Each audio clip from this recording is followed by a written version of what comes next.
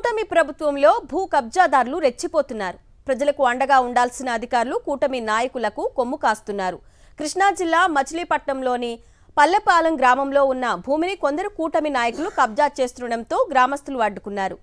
గతంలో కూడా ఒకసారి ఇలానే కబ్జా చేయగా ప్రభుత్వ అధికారులను ఆశ్రయించడంతో వారు కబ్జాదారులను హెచ్చరించారు.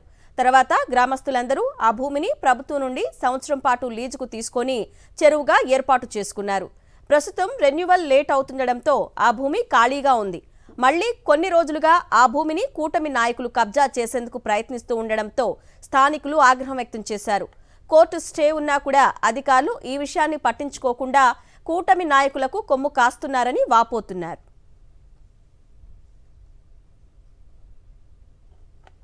మాకు ఇట్లా స్టే ఆర్డర్ వచ్చిందండి అని పంచాయతీ సెక్రటరీ కానీ ఎండిఓ గారికి కానీ మేము దాన్ని ఫోన్లో పెట్టి ఇదిగోనండి అతను మిషన్ పెడుతున్నాడు మీరు వచ్చి చేయండి అన్నా కానీ ఫోన్లు ఎత్తకుండా స్విచ్ ఆఫ్ చేసి కోర్టులో ఉన్నా కానీ పోయిన వారం సెక్రటరీ వాయిదా కూడా వచ్చాడండి.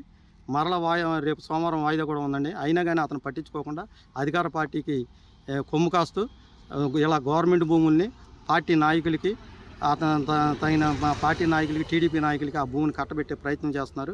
అతను ఆ భూమిని ఆల్రెడీ ఇప్పుడు మిషన్ పెట్టి 2 రోజులు బట్టి మిషన్ పెట్టి తవ్వుతున్నారు. మేము సంబంధించిన ఆఫీసులందరికీ ఎవరికి చెప్పినా కానీ స్టే ఆర్డర్ ఉందని చెప్పినా కానీ దాన్ని పట్టించుకోకుండా అతను అన్యాయక్రాంతంగా ఆ 96 8 ఎకరాల 55 సెంట్ల భూమిని కబ్జా చేస్తున్నాడండి.